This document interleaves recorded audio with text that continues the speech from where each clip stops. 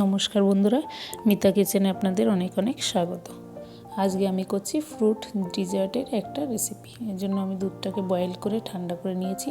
দুধটা বয়েল করার সময় আমি এর মধ্যে 2 থেকে 3 চামচ চিনি দিয়েছিলাম, আর সঙ্গে নিয়ে নিয়েছি কাজু, 2টো আপেল কেটে নিয়েছি, কয়েকটা খেজুর, 2টো কলা কেটে নিয়েছি, আর কিছুটা কিশমিশ। সঙ্গে নিয়েছি একটু মধু, 2 চামচ মতো মধু, আর সামান্য পরিমাণে একটু ঘি। এগুলো দিয়েই আমি একটা ডিজার্টের রেসিপি আপনাদের সঙ্গে শেয়ার করব। তাহলে দেখুন আমি কি করে করি। দুধটার মধ্যে আমি একে একে আপেল কুচি,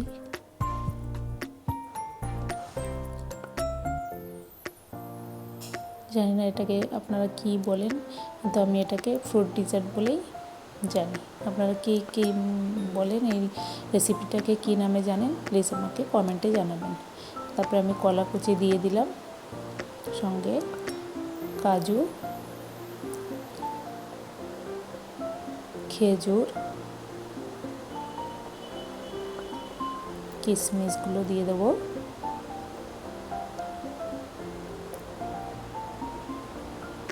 কিশমিশগুলো দিয়ে দিলাম।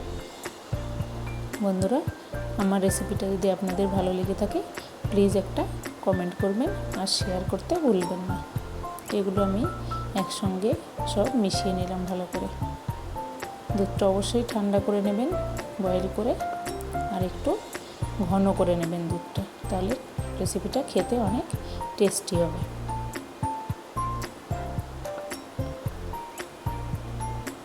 মিষ্টি জিনিস কিছু খেতে ইচ্ছা করলে আপনার ঘরে এই রেসিপিটা তৈরি করে খেতে পারেন। আমি সঙ্গে এবার একটু মধু দিয়ে দিলাম। আপনারা আপনাদের পছন্দ মতো যতটা মিষ্টি খেতে পছন্দ করেন সেই অনুপাতে চিনি আর মধু ইউজ করবেন। মধুটা দিয়েও আমি বেশ ভালো করে নাড়িয়ে চাড়িয়ে নিলাম। নাড়িয়ে চাড়িয়ে এটাকে আমি এর মধ্যে আমি ঘিটাও দিয়ে দেবো, দিয়ে এটাকে আমি 10 থেকে 15 মিনিট মতো রেস্টে রাখবো। তারপরে আমার ফ্রুট ডিজার্টের রেসিপি রেডি হয়ে যাবে। বন্ধুরা, আপনারা এটা অবশ্যই ট্রাই করবেন ঘরে, আর আমাকে কমেন্টে জানাবেন আপনাদের এই রেসিপিটা কেমন লাগলো। এবার ঘিটাও দিয়ে দিয়েছি। ঘিটা দিয়ে আমি ভালো করে নাড়াচাড়া করে 10 থেকে 15 মিনিট এটা রেখে দিয়েছিলাম। তারপরে আমার এটা ফ্রুট ডিজার্টের রেসিপিটা আমার রেডি হয়ে গেছে। বন্ধুরা, আপনারা অবশ্যই ঘরে এটা ট্রাই করবেন। খুবই সুস্বাদু একটা রেসিপি। দেখা হবে আপনাদের পরের ভিডিওতে। ভালো থাকবেন। টাটা।